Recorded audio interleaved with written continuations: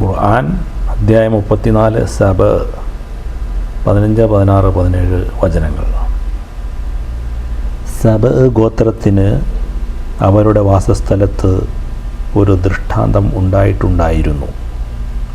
അതായത് വലഭാഗത്തും ഇടഭാഗത്തുമായി 2 തോട്ടങ്ങൾ.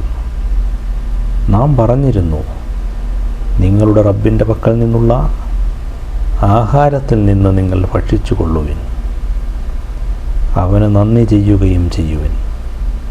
നല്ല ശുദ്ധമായ ഒരു രാജ്യം, വളരെ പൊറുക്കുന്നവനായ ഒരു റബ്ബും. എന്നിട്ടവർ നന്ദി കെട്ടവരായി തിരിഞ്ഞു കളഞ്ഞു.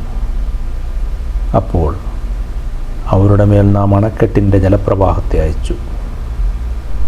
അവരുടെ 2 തോട്ടങ്ങൾക്കും പകരം തിന്നാൻ പറ്റാത്ത കയ്പുള്ള ഫലങ്ങളും അതുൽവൃക്ഷവും അല്പം സിദർ വർഗത്തിൽപ്പെട്ട ചിലതും ഉള്ള 2 തോട്ടങ്ങളെ നാം അവർക്ക് മാറ്റിക്കൊടുക്കുകയും ചെയ്തു. അത് അവർ അവിശ്വസിച്ച് നന്ദികേട് കാണിച്ചത് നിമിത്തം നാം അവർക്ക് പ്രതിഫലം നൽകിയതാണ്.